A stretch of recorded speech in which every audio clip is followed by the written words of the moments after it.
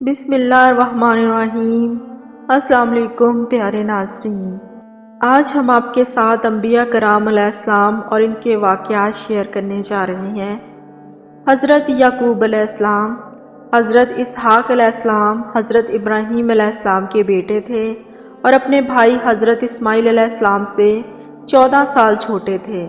ان کی شادی رفقہ بنت بتویل سے ہوئی اور ان کے ہاں 2 بیٹے پیدا ہوئے۔ ایک کا نام عیسو تھا جسے اہل عرف عیس کہتے تھے اور وہ رومیوں کا جد امجد ہے، اور دوسرے بیٹے کا نام یعقوب رکھا گیا۔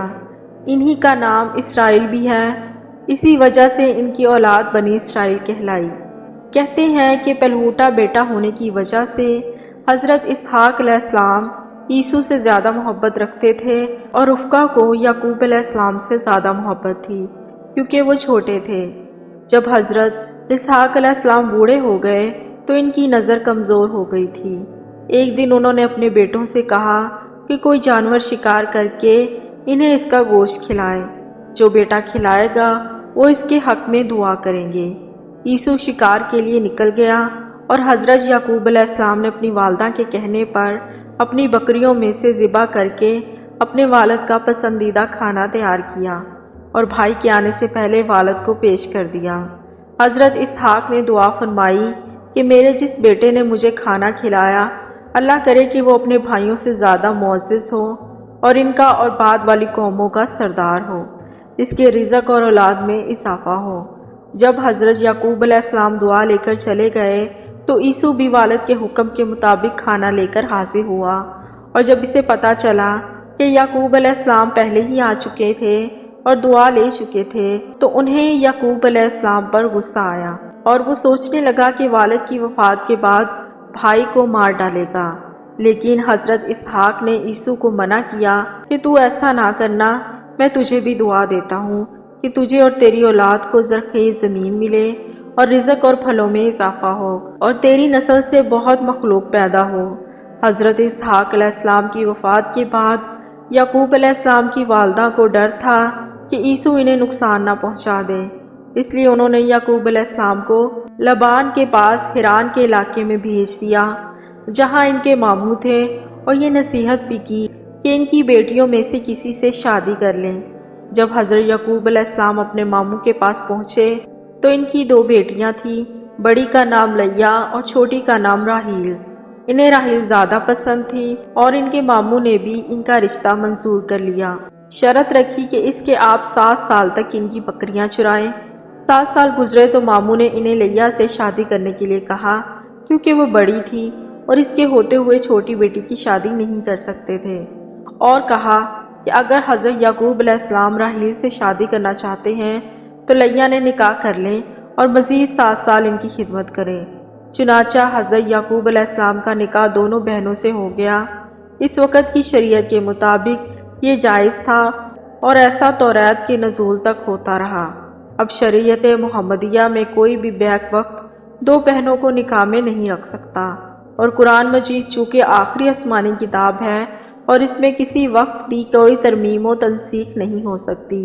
غرض کہ حضرت یعقوب علیہ السلام کے کل 12 بیٹے تھے جن کا نام یہ ہے: روبیل، شمعون، لاوی، یہودا، دان، نفتالی، جاد، اشیر، اساخر، زبلون، یوسف اور بینیامین، اور ایک بیٹی بھی تھی جس کا نام دینا تھا۔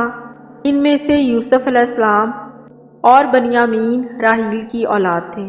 اللہ پاک نے حضرت یعقوب علیہ السلام کو بہت مال اور اولاد سے نوازا اور پھر اپنے مال اور آل اولاد کے ساتھ اپنے علاقے کنعان کی طرف واپس لوٹے، لیکن ان کے دل میں اب بھی وہ خیال تھا کہ شاید حضرت عیسیٰ کا غصہ نہ گیا ہو اور وہ مجھ کو مار ڈالے۔ اتفاقاً حضرت عیسیٰ علیہ السلام بھی شکار کو نکلے ہوئے تھے اور راستے میں ہی ملاقات ہو گئی۔ حضرت یعقوب علیہ السلام نے اپنے قافلے کو سمجھا دیا تھا کہ اگر ان کا بھائی پوچھے کہ یہ مال مویشی اور قافلہ کس کا ہے تو کہہ دینا کہ عیسیٰ کا ایک غلام ہے جس کا نام یعقوب ہے، یہ سب اس کا ہی ہے، اور خود وہ قافلے میں چھپ گئے۔ جب بکریوں کے ساربان حضرت عیسیٰ کے پاس پہنچے تو انہوں نے دریافت کیا کہ یہ بکری خانہ کس کا ہے۔ اور انہیں وہی جواب ملا جو حضرت یعقوب علیہ السلام نے سمجھا رکھا تھا۔ یہ سن کر وہ آبدیدہ ہو گئے اور کہنے لگے، کیا یعقوب میرا غلام نہیں، میرا بھائی ہے اور مجھے جان سے زیادہ عزیز ہے۔